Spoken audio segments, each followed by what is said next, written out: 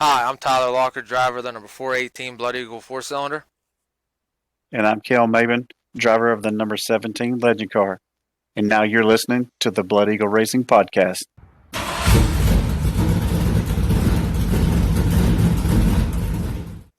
Heyo, what's going on, everybody?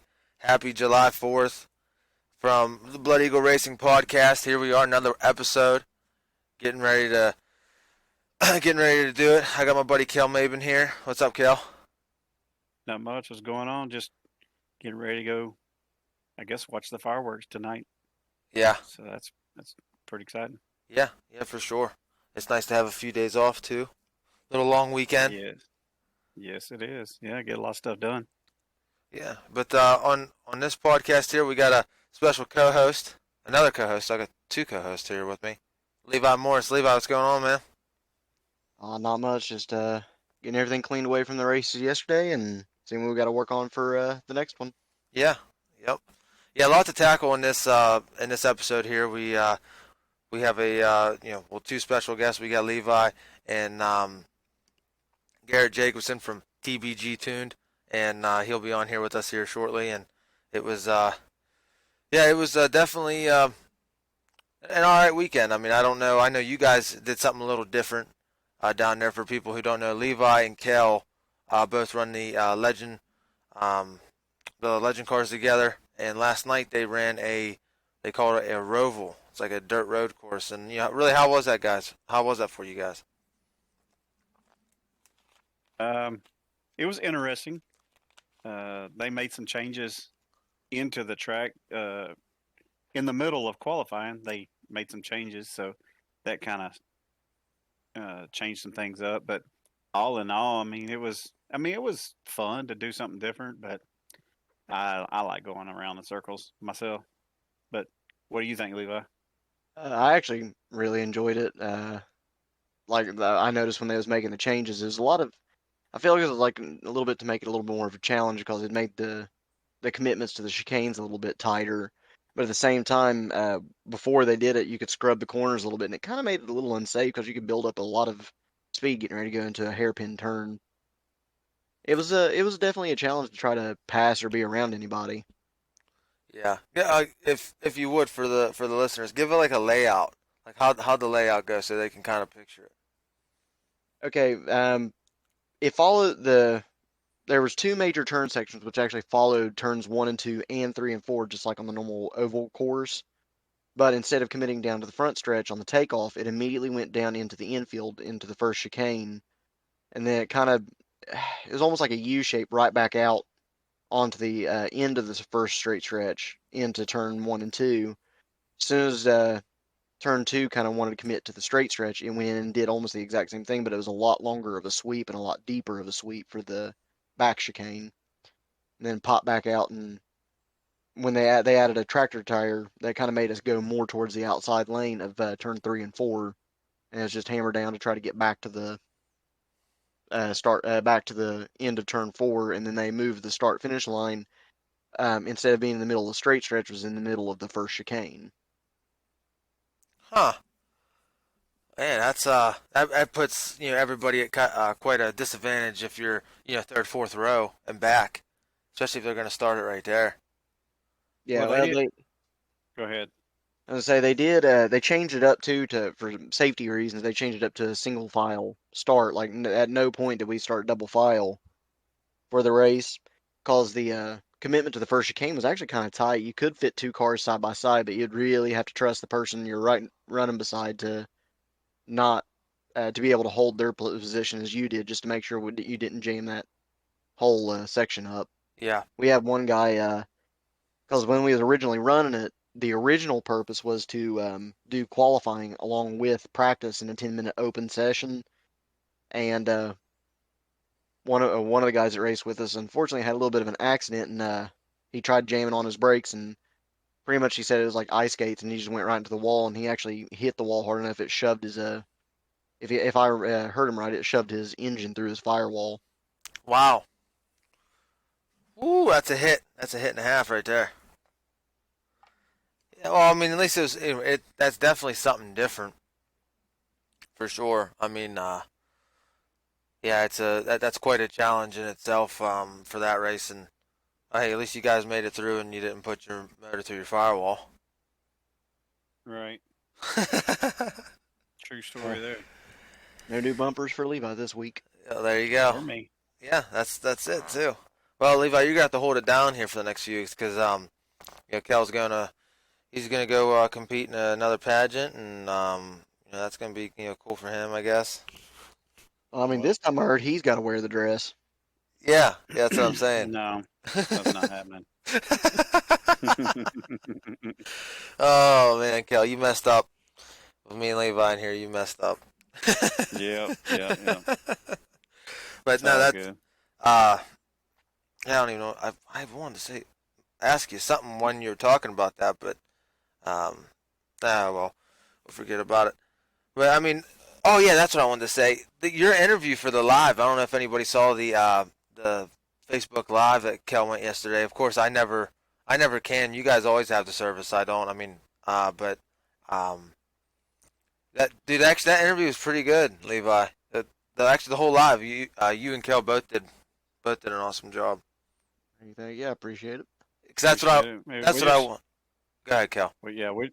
No, I was just saying we're just trying to go worldwide, right? Yeah, yeah, that's it. Because I said before, I says, man, you don't go live long enough, so I can't comment. But I didn't even. I got to the track and yesterday and was checking it out, and then I had to. We had to make some changes to the car because I wasn't able to work on it all day because of work. So the car never got unloaded from Friday, and then straight to the track Saturday, and um, I actually had to change a part at the track because I had no time during the day. So it was. I don't like doing that. I hate doing that, but anyway, it wasn't bad. I guess we were able to get some racing in. That track is just so nice. I like that track so much. Definitely gonna have to keep heading down to Latrobe. Yeah, the videos you sent to us, that track looked super nice. Oh, it's I listen. I think it's one of the best racing surfaces in the area. I mean, now granted, we ran second, so of course there was a lot. Like it was still real spongy. But even if they only run 4 classes there, well, last night they ran 5, but most of the time they only run like four classes. So the track's always good. It's like never bad. The first week I was there, it was real rough, but that was because it was the first week. But now that we're here now into July, it the track surface was super good. No holes, no nothing. So and you can really haul the mail down there. So And Yeah, you that was look good. You look good in that race, that heat race you sent us.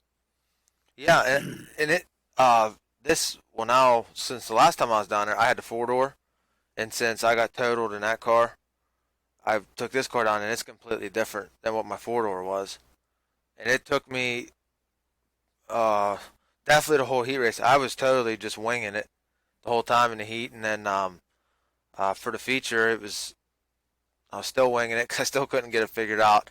And then I actually ended up getting passed by actually an old friend that I haven't seen in a long time. And it was nice to catch up with him and everything. But he passed me, and I just tucked in behind him, and he pretty much showed me the ropes. Soon as he passed me, he's been racing a long time. I just got the notepad and pen out, and I just started following him. Then once he did, I would still mess up, and I wouldn't be as consistent. And so he would pull a little bit, but then we kind of got in the lap traffic, and I started catching him, to make it 5 cars down to 3 cars, and just but really tire size, tranny, we were all in the wrong direction because really you shouldn't have to shift, and I had to shift yesterday, so um, if we had that figured out, if we had a different tranny in there, which I have one, a little different gear ratio, and some different tires. To still keep the RPMs up, I think we'll be fine because we went down there with a car that's definitely not for that track and finished second. So and won a heat. So that's heat win number 5. That's good. And you finished 2 features this week, so we're proud of that. Yeah, well I barely finished Friday, but we ain't gonna get into that one. We ain't gonna get to that Yeah. one. We don't need to get into that one, No, but at there's least you finished, so yeah. that's good news. hmm Yeah, there's gonna be more of them, and not really working on the car because I'll just be heading down on the Trobe and go to other places to avoid those people. It's nice though to, Were, but whatever. were they race cleaner? Oh yeah, I mean we were three wide. There was three of us battling for the lead. You know what I mean? At one time, actually, I went from first to third, and then third to second, but we were all right there. You know what I mean? That's got to be fun. Oh, it was. I mean, there was no, the world's crappiest slide jobs. There was none of that. I mean, if we slid up, it was just a little bit, but we were all kind of sliding a little bit. So, we'd kind of just go together, and then we would, you know, haul down the front or back straightaway, and go in the next corner, and you could trust the guy on your inside. That was Right. that was the then you can race. You're not just worried about is he going to come up? You know what I mean? That was racing last night. That was racing. Not So like how you do me on iRacing. Just slide job and put me in that's the wall or that's something. that's the other way around. That's the other way around. Do I have to bring up Chicken Bone Alley, the Asphalt Legend car. yeah, Asphalt Legends. That's where we that's it. Oh, where I wrecked you? Yeah, and you took me out of the points race. Took the point season? Yeah. You're welcome. But yeah, that was pretty much it for the weekend. So what did Yeah, you guys good end up? job. I mean, Yeah, what did you guys end up finishing? well, we had 18 legends, I think, there last night, and they split us up into two features. So we had, so it wouldn't be so risky of wrecking cars and stuff like that. So Levi was in the feature one. Well, I won't steal his thunder, but I was in feature two, and I finished fourth. And but Levi, you can go ahead and see how tell how you did. Yeah, feature one. They changed the track surface in between when we hit because we had the open practice, and the way they ran the race overall for the night is they still had sport mods and Crown Vics there racing as well. So the first, I would say, 2 hours of the night was them running the oval, and they changed everything up and re-prepped the track altogether for the road course. And then we went through the open practice and all that, and then they went and changed the track again by the time we regrouped for heat one. So the surface, they slicked it off quite a bit, so it was kind of a little bit of a bear trying to get that thing handling out right. I started in fourth on the feature and ended up falling back to sixth, and held that spot all the way through, and ended up finishing the same spot in the feature. Nice. I was gunning down fifth place and was trying to get a little bit of a better angle to get around him on the back chicane, and kind of hit a pothole and did a little bit of a pirouette, but managed to fire it up and kept going. Didn't lose any ground. Yeah. Cool. That's good. And then So moving on as soon as we cleared off, I mean, I had enough time to get back to the trailer and get out, and next thing I know, here's Cale going into feature two. yeah, for sure. Yeah, I started second and I ended up finishing fourth, but I mean, it was all right. I mean, I don't know. It was fun just to do something different for once, but I don't know. I just like the circle track, but whatever. Yeah. I mean, hey, they at least had to try. They tried it, so now we'll see what their plan is for the future for our series and stuff like that. I've never seen anybody do a dirt road course before, and I don't know if many people have. So, especially for the legends. Yeah. It's I definitely gotta say, different. I'm the oddball. I'm looking forward to the road course if they do it again. I really enjoyed it. Well, there you go. Yeah, We can congratulations. agree to disagree, I guess. It's okay. So I don't know, but I mean, if it hadn't rained out, you could have came down with us because the original date they were going to run it, they was going to run sport compacts on it as well. yeah, no way, Jose, no way. I'd be smacking that wall too, like that guy did. I don't know. All right, well, like I said, we got Gerrot Jacobson from TBG Tune coming here on the show here with us today, and there he is, and let's go ahead and get him on here. Give me fuel, give me fire, give me that which I desire.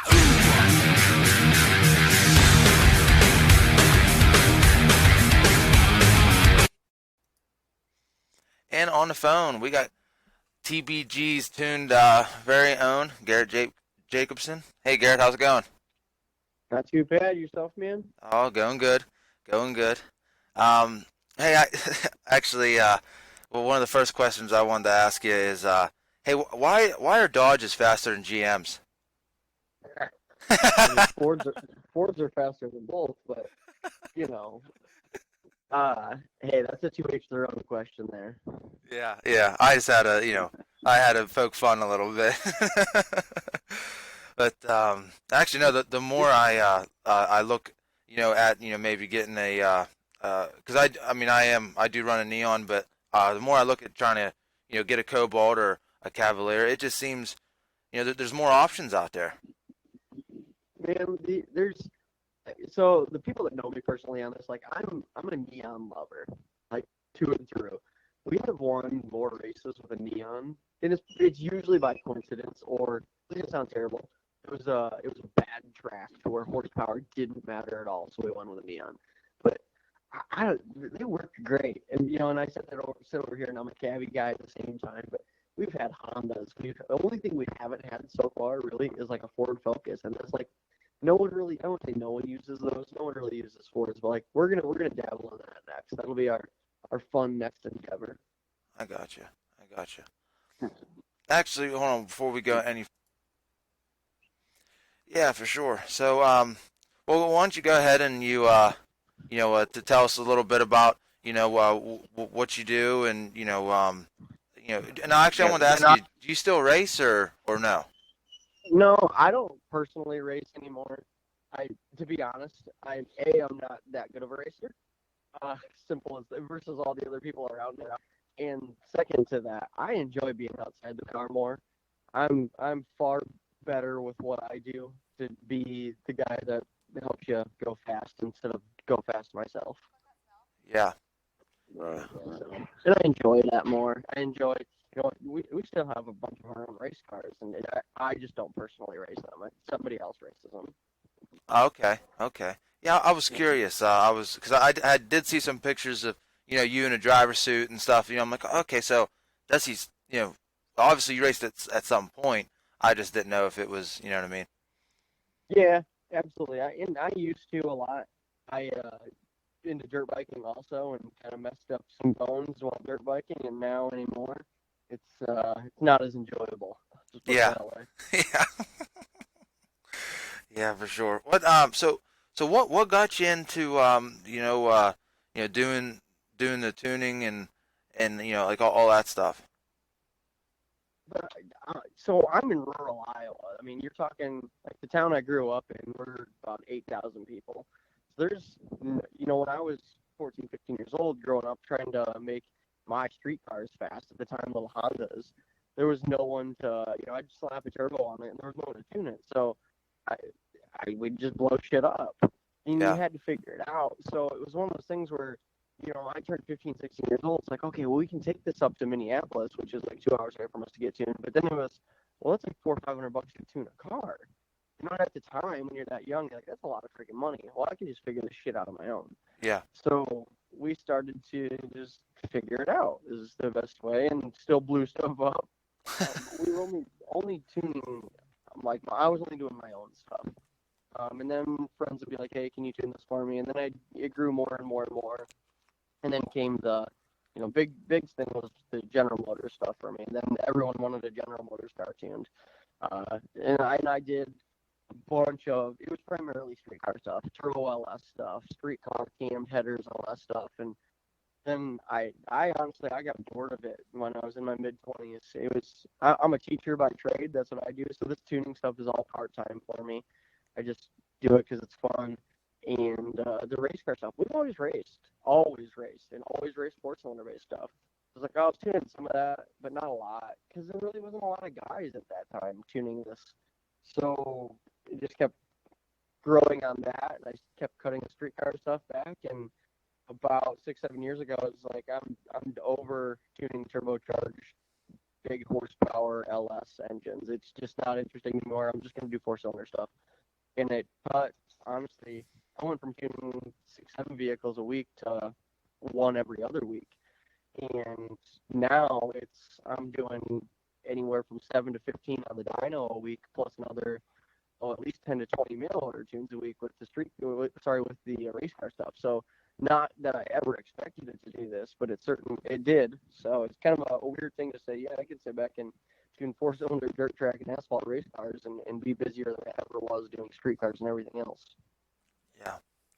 Yeah. I was just getting ready to ask you, do you do just dirt cars? But you said you do dirt and street. So.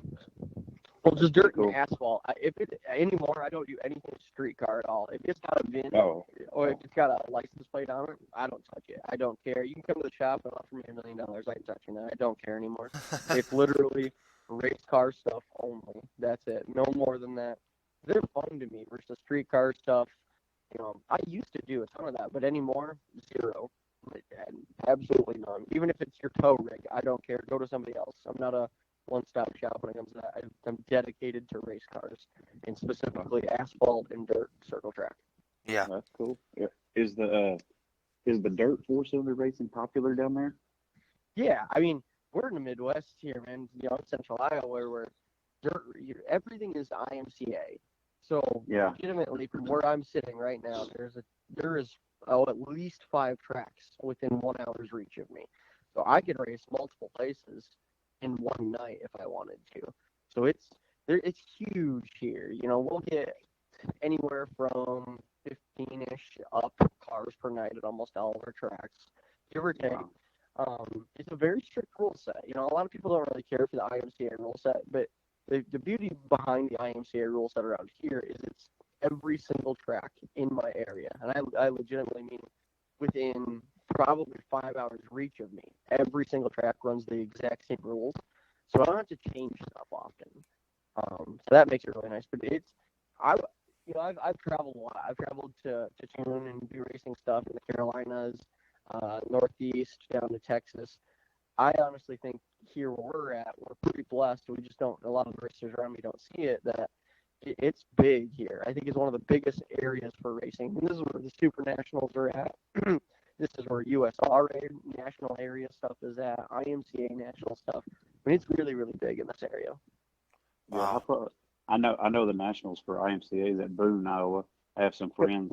I'm originally from Texas, and I've had a lot of friends travel up to Boone. I think it's around Labor Day weekend, I think, isn't it? Around Labor Day.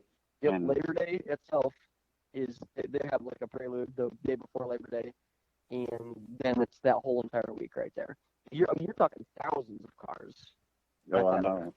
It's if you've never been to it, you gotta go kind of thing. It's we'll have, and it was like $1,000 to win last year, so it wasn't like it was a crazy amount. You still have 100 to 150 compacts. I mean, it's crazy the numbers that pull up. There's a lot of contingencies and really cool stuff that come along with that too.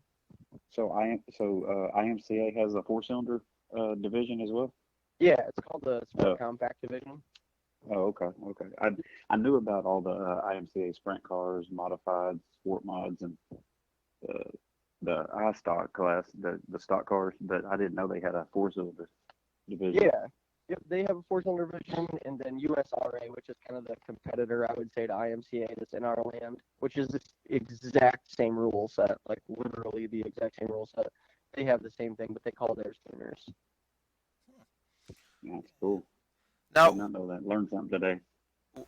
Now since you've traveled around all over, tuning, is it all the same throughout the the United States, as in like, is there, what I'm trying to say, do you think one area is more competitive than the other, or are they all about the same? I honestly think here in Iowa it's the most competitive, purely because you got to have a stock engine. So I'm going to back up a little bit. Yes, here, but there is a little area in the South Carolina area where they run what's called a CHA rules. It's the Southeastern Hornet Association. They have a very competitive rule set. That, I mean, it's tight, so it makes you as a driver have to race. Yeah, your car, your engine wise, everything else has to be on too, but they're getting a lot of cars at those CDL races, and that's the same here, where you just I don't know, if I go to a race tonight, then we take one of our cars. Every car in this class is going to be within 20 horsepower of each other. They're all going to have super similar tires, super similar suspension. That's IMCA and USRA stuff are really great classes, and that goes the same for their bigger tubular chassis classes. So like Sport Mod, A Mod, Hobby Stock Car. They use a lot of crate engine stuff in that. That's kind of like where we're at with it, realistically, because you're not supposed to have cams. People do, but they're also checking for that stuff. They're not afraid to pull your crap apart and check to see what you got going on and disqualify either. So I think competitive-wise, here in the Iowa, Minnesota, bleeding over to the Nebraska, Kansas area, I think it's very, very competitive around here because of the drivers. And if you watch, the people that come from far, far away to the IMCA Super Nationals, they just really don't hold a candle to some of the drivers that are more so even in Southern Iowa. Those guys are bad fast. That's freaking still 3 hours away from me, but those guys down there, they know what the hell they're doing. Yeah, yeah. Well, so what it sounds like is, so you guys have to have like cause I'm not familiar with that series. So you guys have to have a stock motor. You're supposed to, yeah. I'm not saying that. Obviously not everyone. Most people don't. But when I say most people don't, they're also doing enough stuff to where it's stock appearing at the very least. Okay. But they're not afraid on. We're gonna go to a race here this Thursday. It's one of the bigger races. It's called the Bumblebee Nationals, and we've won it the last 2 years in a row. But I can honestly say that they were legitimately stock engines in these two cars, because they're pulling an intake, they're going to pull a valve cover, they're going to pull an exhaust manifold, they're going to pull an axle out of the transmission to check the pin for an open different trans to make sure you got the right trans. They're going to look at your shock, they're going to look at tires. I mean, they're going to tear that car down for $1,500. There ain't no doubt. So you better be on point. Matter of fact, they usually take 4 cars to tech. They take 7 to tech, expecting that they're going to disqualify at least a couple of them. I'm dead serious. Wow, that's crazy. And now, because like I said, so what it sounds like is the it sounds like so I'm from like Western Pennsylvania, so Yep. that's how we used to run like 10 years ago. And then now Okay. with Rob and the SCDRA Northeast, we follow their rules a lot, and it's kind of like uh, everything's got to just be stock appearing.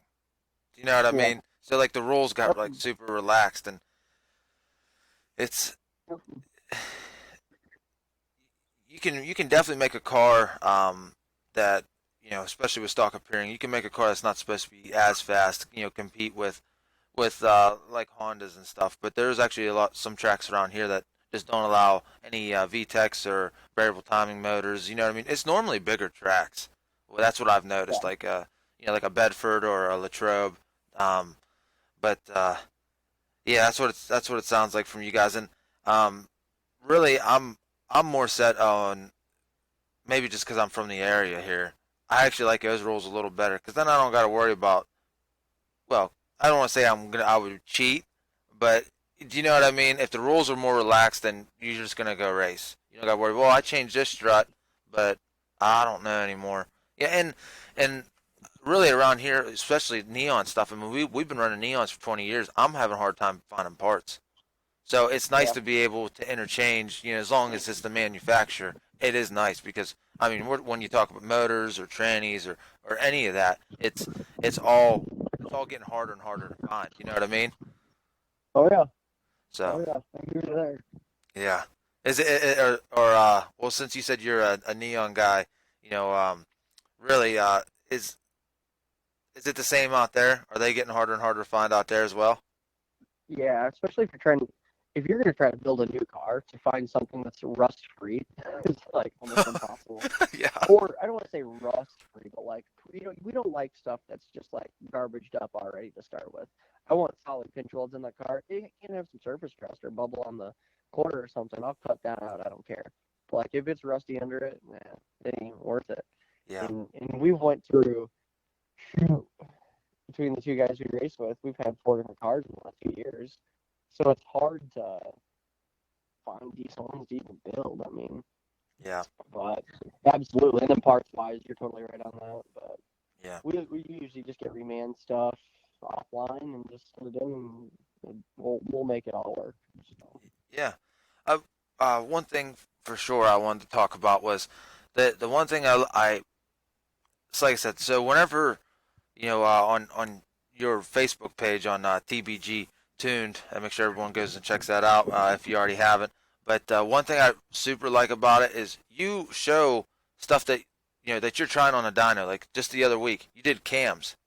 Like I don't even have any GM, and I'm watching it, just learning. And it's super informational, and and how you were going in depth on everything. And what was nice was, hey, well, this cam's $400, and this is what this one had, and this one here is this much, and and so you're giving people not only the the service of having their stuff tuned, but you're also giving them knowledge, and trying to get them to make the right decision or a better decision with your money, because racing's so expensive that if you can save a few bucks, and you see on the results on a dyno how it is, and that is absolutely one thing I love about your page, and I love about what you're doing, because like I said, it's just good for everybody. Absolutely, and a lot of people don't. You mentioned the cam thing, and everyone always buys the biggest cam. So that was where it's just like, not everyone needs the biggest cam until you got the biggest setup. So and on top of that, there's these biggest cams on the market. And there's 3 biggest cams. Which one's the best? And we're just like, screw it. I just built a brand new car. So like it literally at that time that we did that testing, the car had never even been on the track yet. We were just like, let's see what happens. So fortunately, one of my good friends, Brad, he owns BC Parts or Red Built. He came up, and some guys from 18 Performance and Josh Barnes, and we just switched cams out the entire day just to do different testing, and yeah, it worked out really good. And honestly, it kind of surprised us even. We didn't think that there's a newer set of cams on the market that we were just like, they can't be too bad, but they're certainly not going to beat these, like our OG cams that have always been good for us. And they were right there, so it was pretty interesting to see that. But on my page, I'm big about that, just making videos for people, or even write-ups too. What I found is a lot of people are lazy and don't want to read the write-ups, so Yeah. I'll do videos. Yeah. Yeah. I'm a little old school like that. Like I said, I'm a teacher by trade. That's what I do. I teach at the college here. So it's information for me. That's I watch videos. I read stuff. I read stuff more than I watch videos, because usually people on videos are kind of dumb. If you find it on YouTube, you got to take half the truth. But versus if it's published, then there's at least a little more to it. If Yeah. somebody sat down and wrote it, I trust it a little more. Yeah. But no, it helps people out. I wish more people would watch some of the diagnostic related stuff, because I get so many questions. Hey, my car won't run. Why? Like, well, that's so open ended. Go watch this video. Well, that video is 30 minutes long. Well, like 30 minutes is going to teach you for life. So Yep. go watch that video. Yeah. Just ask me, get your answer, and then you're just going to ask me another question in about 6 days. So. Yep. Well, that's whenever I was actually messaging you to get on here. Well, I sent you a friend request, and then you denied it. Then I saw what your cover photo said. I'm like, oh, okay, he thinks I have a question for him about a car. I says, so I understand that. And then whenever I messaged you on your on TBG Tuned, it said, hey, yeah, I don't answer any diagnostic questions or anything, and all that stuff. Which, well, yeah, I mean, your phone would blow up all day, every day. I'll get, on average, for tune-related stuff, I'll probably do 20 to 30 questions stuff on that alone every day. That's Monday through Sunday. Yeah. And then just tech-related questions. Here's the deal. If you're a customer of mine, I have zero problem answering tech-related questions. No problem with that, within reason. Yeah. But I'll do another 30 to 50 questions of just somebody I've never met in my entire life. They're like, hey, my car won't run. And that's the only information I get. And I'm like, well, that doesn't help me help you. Yeah. You need to go to these videos or go to this write-up and go read because if I can show you what to do right now, then you'll never need me again for diagnosing your car, and that's what this video is for. So Yeah. go watch this video. Yep. So unfortunately, I have a family. I got a baby boy, got a cat, and I got a wife. I got to take care of them. So I straight up say in my automated message that comes across to answer tech questions, and a lot of people don't like that. I get a lot of criticism about that, but ultimately, at the end of the day, that forces somebody to go watch something and learn. So they might not like it, but I helped them. Yeah, yeah, for sure. I mean, and you do everything even from, like you said, trying to figure. I saw one time you did a no crank, no start, and then you even give tips like, hey, make this is what normally breaks like on like the fuel rails. You say, hey, this is what normally breaks, so make sure you go get this or whatever. But one thing that even me, because back in the day when I ran 2010, 11 and stuff, we didn't have to get stuff tuned because we were all stock. So, you did a video on, hey, this is what you need when you go to the dyno. And I didn't know it. I mean, I broke 3 times on a dyno, so, and I was not prepared. So I was one of those guys that you made the video for, and I wish I would have came across it whenever whenever I was going through that process, because man, that would have helped me out a bunch and be prepared. I hate being not prepared for anything, not really knowing what's going on. I hate that. So, Absolutely. but yeah, so it was like I said, yeah, your page very you get on there, you can scroll for hours, watch and really learn a bunch of stuff, because I mean even though it might not be the same as like my car, I'm still learning from it, and it's still the same concept. So Yeah, I just try to make it as universal as possible, and not even to just what I do. I primarily tune Neons, Cavaliers, and Nissans. And Neons and Nissans, I only do them on Megasports platform. But I make it universal to guys, even if you got a Honda, if you got a Ford, if you got anything, I don't care, Toyota. I mean, I try to make myself as universal as possible, that you can use the information at the very least toward anything. Obviously, I have stuff that's very specific to Cavaliers or very specific to Nissan and Neon, but the information that's posted usually can help anyone on every vehicle. okay, Kel, sorry, I'm asking all the questions here. No, you're good. You're good. You know about this four-cylinder stuff more than I do. Yeah, I guess. But so now your dyno, I know there's I believe a few different dyno. Is yours a dyno jet or? I have access to a Dyno Jet and a Superflow, so they're both very different from each other. There's always the dyno debate. I don't care what dyno I'm using as long as it works for me while I'm tuning. They're all going to spit out different numbers. Everyone's going to get hung out on numbers. The only thing that I care about, did your car last, and is it winning? That's it. Yeah. Simple as that. Because I like I train. What I do for teaching is I train with automotive stuff. I do engine performance, emissions, fuel related classes, and I'm on a chassis dyno at school even. And the one that we have at school is going to read differently than the one I got at the shop. And I just went to Pennsylvania to tune, and I was out there with Rob Williams for a couple days, and I was out tuning a bunch of guys out there. We used a Mustang dyno out there. Last year we used a Superflow. I mean, there's all kinds of different brands. I really don't care, as long as, once again, don't get hung up on the numbers. Get hung up on, are you winning, losing, and is your shit lasting? That's it.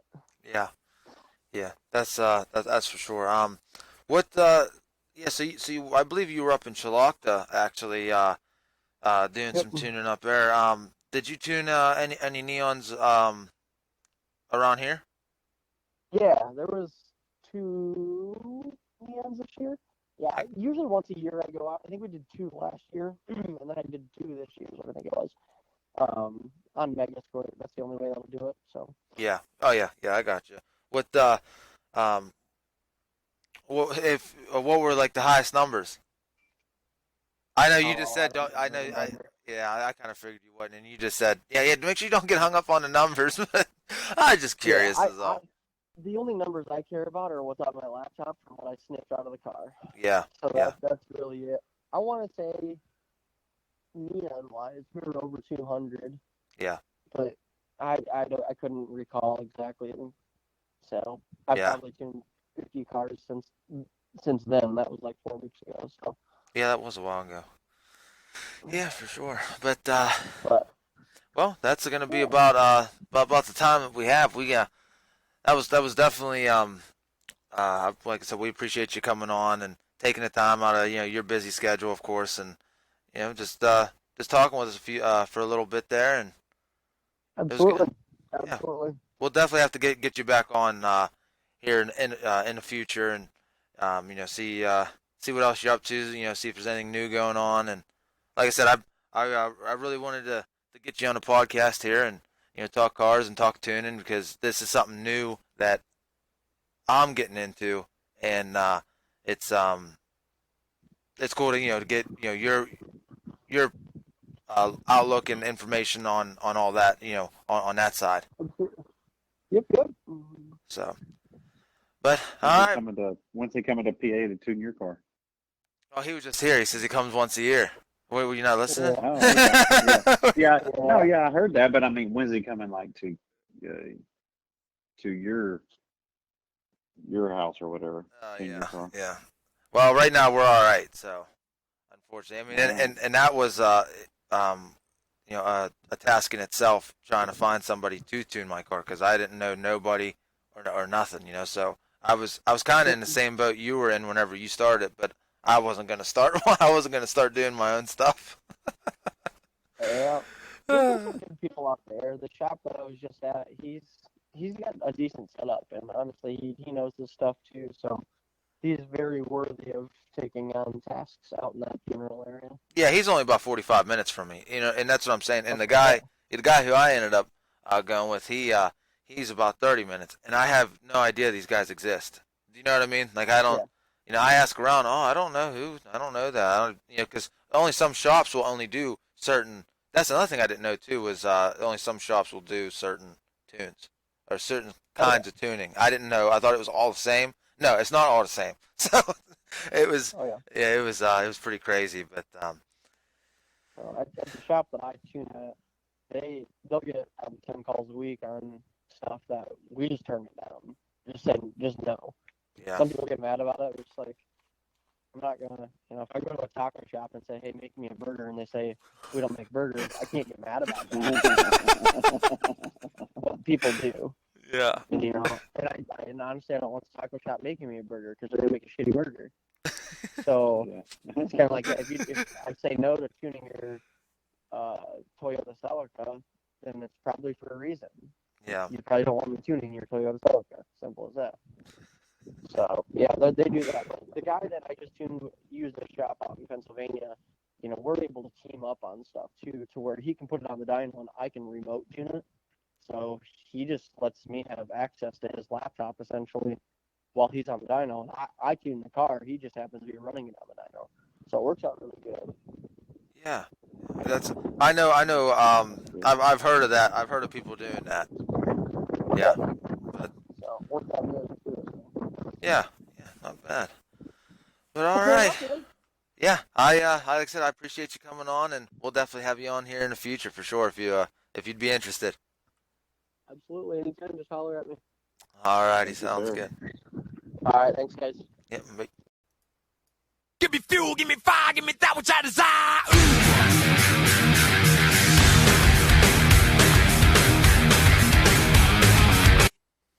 And ladies and gentlemen, Gerrot Jacobson from TBG Tune. That was really, probably I'd say definitely one of the better interviews that we did because it's so full of information. When he just starts talking, it's just you better be listening because you're gonna learn something.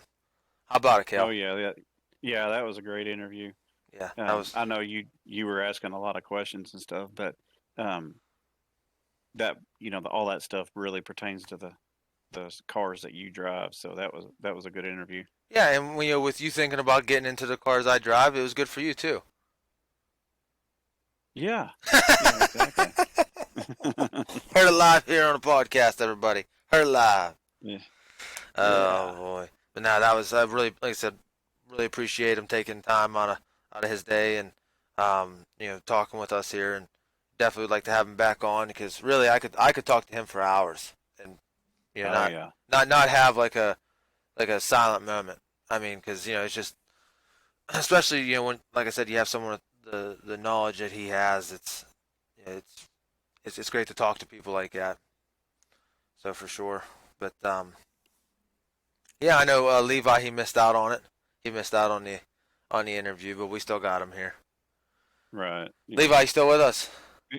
Yep. Yeah, I can't believe I missed out on the interview. Yeah, that's all right. That's all right. Well, You we'll were get you probably on the still next. sleeping. Yeah, you probably were still sleeping. Yeah, for sure. But yeah. So make sure everyone goes and checks out his page on Facebook, TBG Tuned. And if you need anything for like he said, any really GM stuff, I believe I should have asked him. I didn't even ask him because we were just talking about everything else. I believe they do sell like a wiring harness, like a standalone harness, and that, or I don't know that for sure, but I believe so. But if not, if you need your computer tuned, get a hold of them guys.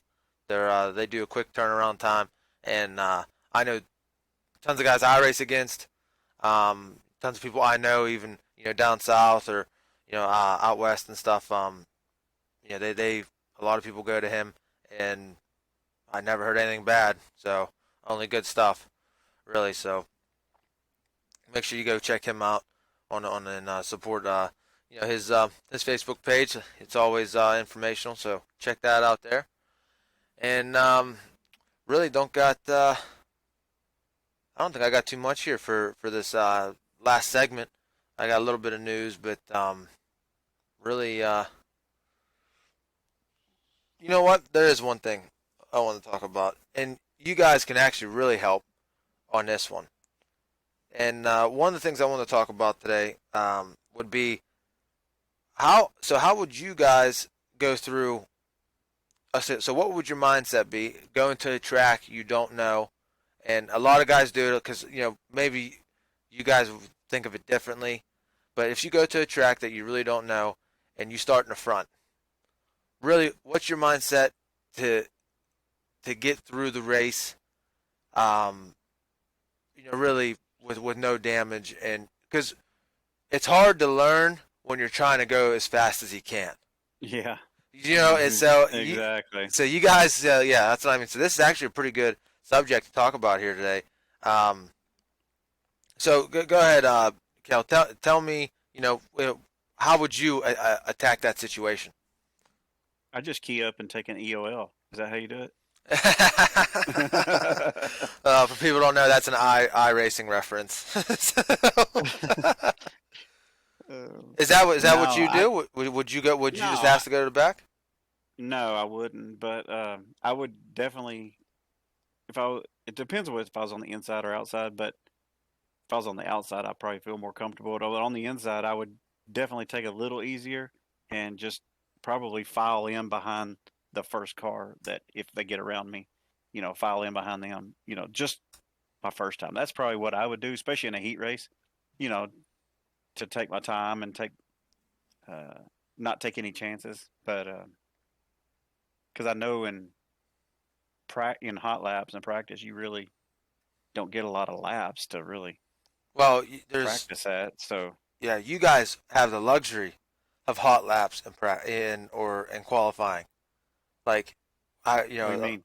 because I don't have no hot laps for qualifying.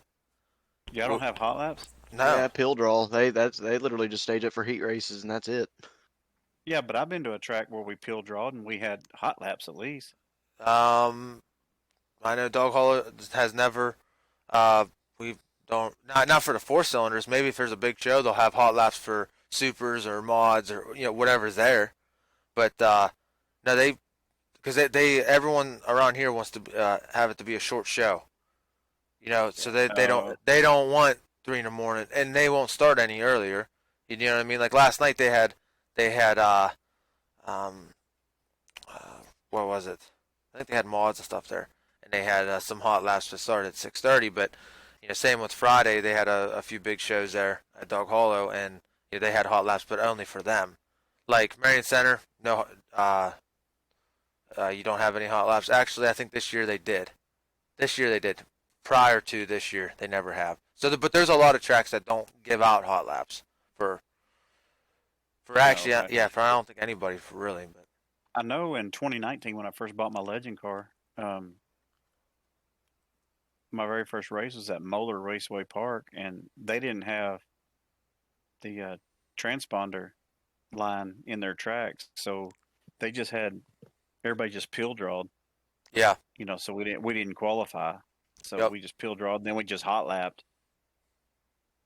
So yeah, I got you. I kind of that's what. noticed it the same around here as like what goes on with Tyler up in PA is, I mean, even the DRC compact that we saw in that battle for the belt whenever they ran the same night the INEX series was in, which I believe you were off that weekend, Cale. It was a non-points race uh, for us in the Ohio Valley series, but that's how they handled the compacts for that night. Was they pill drawed and went directly out to heat races. All the legend cars, and I think they had a sport mod class there that night. All the rest of us did get hot laps and qualify, but I think they made the compacts go directly to heat races off of pill draw Where was that at? at Brush Creek. Oh, okay. Yeah, yeah, but I What would you? well, go ahead. Go ahead, Tyler. Go ahead, No, Tyler. okay. So, well, what I was saying is, so I'm glad how you said it was, it will really for me it all depends on where I start. If I Yeah. start front two rows, I'm gonna go for it and try to get out in front of everybody. So if I mess up, I ain't hitting anyone. You know what I mean? If I Right. push, because Right. Mhm. how you said, if I'm on the outside, I'm more comfortable. No, for me, if I'm on the inside, I'm more comfortable because I, I can't trust everybody who's on my inside in a front wheel drive.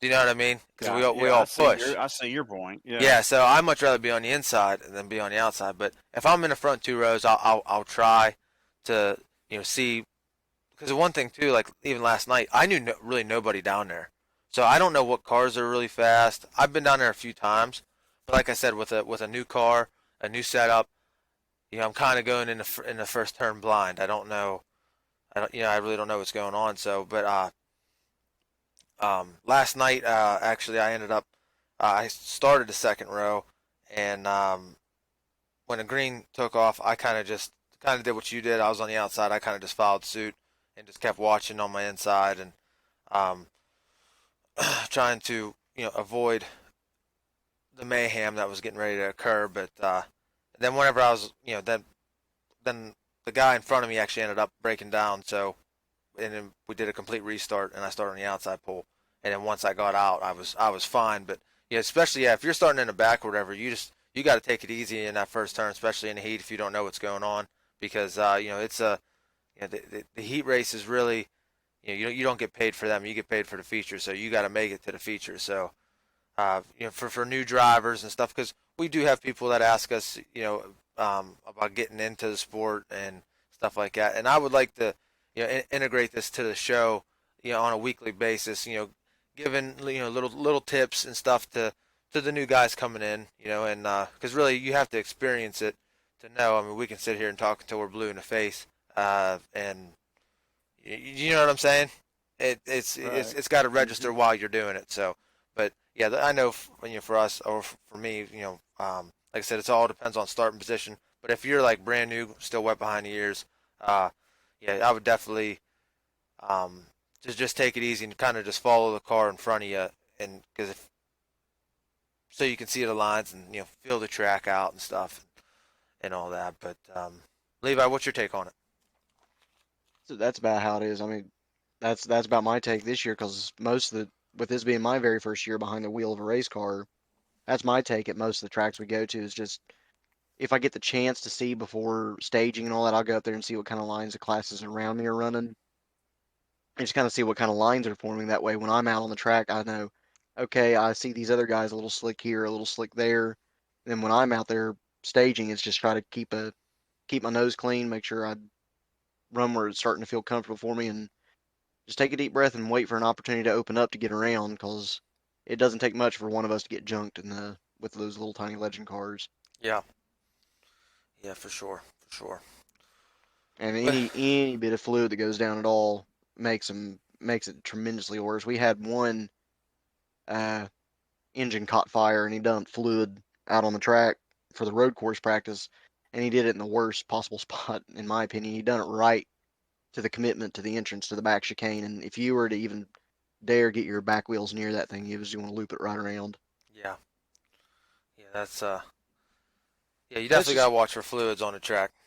yeah. It's mainly just in my opinion, or from my experience, just watch out for track hazards, keeping those clean, and just kind of play it a little safe until the opportunity better opens up for you to be able to open the engine up a little bit more and put a little bit more power down to get around.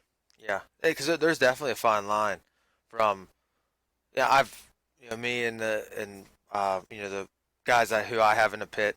I'll come in after a heat or after a feature, and that's what we were actually talking. There's a fine line between um, giving what they're taking me and being a little aggressive. You know what I'm saying? So Hmm. there's a very fine line because you got to know when to go and when not because it could be catastrophic on you know if you're trying to Yeah, push it it's just a little too hard. You know what I mean? yeah. That's the biggest thing is not just get is I mean in my experience and all that is just trying not to get in over your head because that's when things tend to go south really quick. Yeah, I think yeah, I know a few people that could use take that advice that you just said. I know a few people, but nah. But well, heading into the news here, I know we're a little early on the since today's July 4th. Because everybody knows we record on a Sunday. It's we're a little early because of the festivities that are going to be going on this evening, and I know at Bradford, up north of me, Bradford Speedway, they are having a SCDRA race up there, the Independent Day Explosion. $2,500 to win. I saw some videos, and I mean the track. I know they got some rain up there, and they graded it off, and it's a small little bull ring, but the track don't look too bad. Looks like it's gonna. I don't know what they all have there, but uh, it looks like it's gonna get a cushion for sure because it's really wet. But yeah, it'll probably make for some good racing, and I'll definitely keep everybody updated on the Facebook page on what's happening uh, up in Bradford You're today. not going? No, no. Now that's about 3.5 hours from me, and Oh, okay. well, I tell you what. Now, if with me to be able to finish a race and the cars film pretty good and stuff like that, I think we have down like a 3/8 and smaller track. I think we're good there for set, for power, all that stuff. And Latrobe's a half mile and Florence is a half mile. So now I'm gonna start figuring out the half mile stuff. With because it's different from last year to this year because of the power I have from last year to this year. So Right. it's Yeah. so yeah. So but yeah, now we're able to the problems are stopping.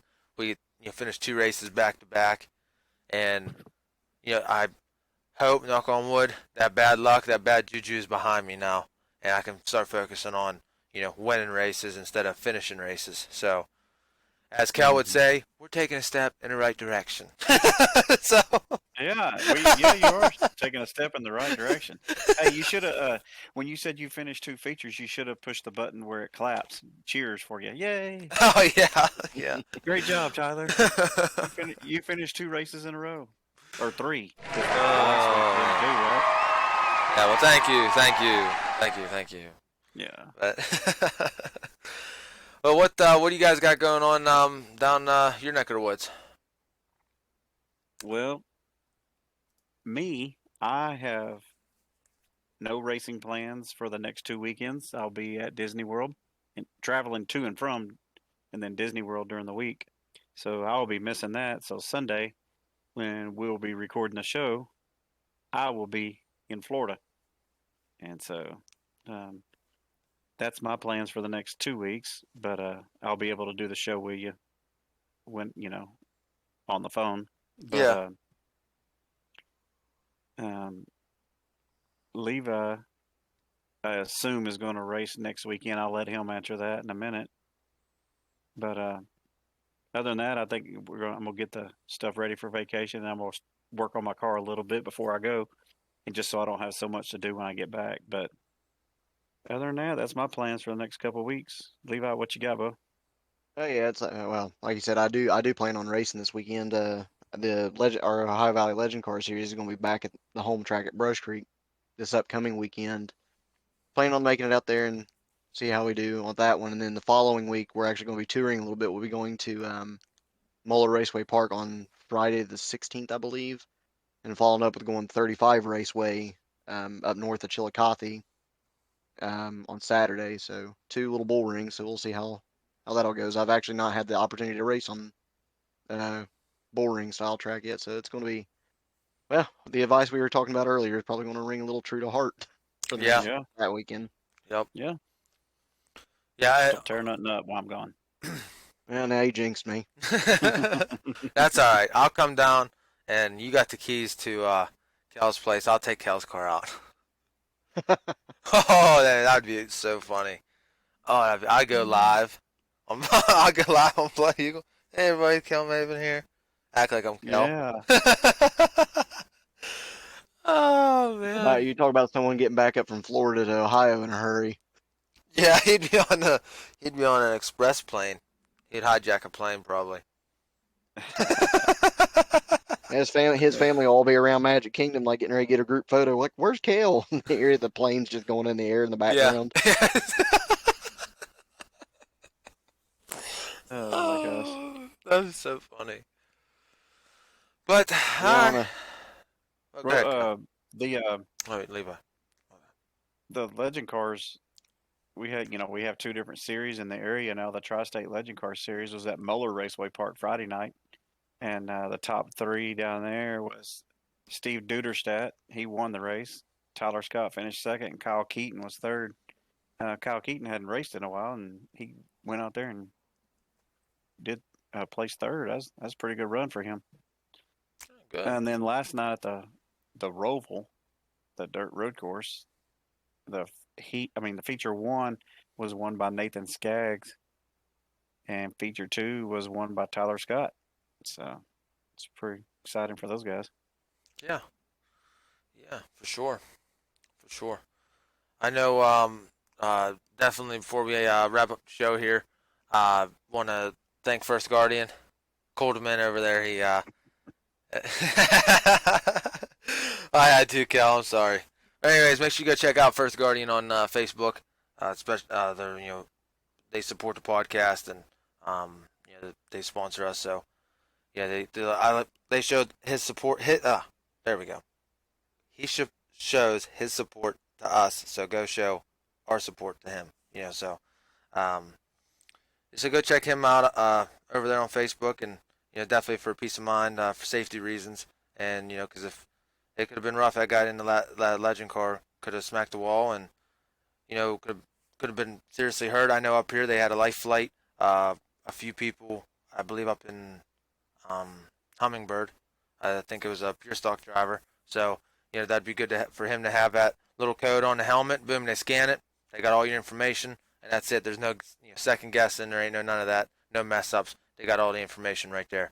So definitely go check out First Guardian. They need First Guardian up there. That's it. That's it. Yeah. I told him. I tell him every time. I said, man, you gotta give us some tracks. Give us some tracks. He said he's going to, so we'll see how that works out. Cole's gonna have to get us some banners we can put at the track. Hang them on our trailers or canopies or something. Yeah, for sure. But all right, Get on that. that's it for this week of the podcast. That's a little bit of a long one, but a good one. And I want to. go ahead. Yeah, let's thank Levi Morris for coming on and co-hosting with us, man. Oh It's yeah, a good deal. oh And, yeah. a good friend of ours, and he's just he helped me last year, and now he's racing, so he's loving it and doing a great job and getting better every week. Yeah, Appreciate it, Levi. Yeah, appreciate you, thank Levi. you guys, and I appreciate y'all having me on here for this week's episode. Yeah, Yes, sir. first time, but not the last time. Yeah. All right, we will catch everybody next week. Have a good one. Worldwide. Thank you.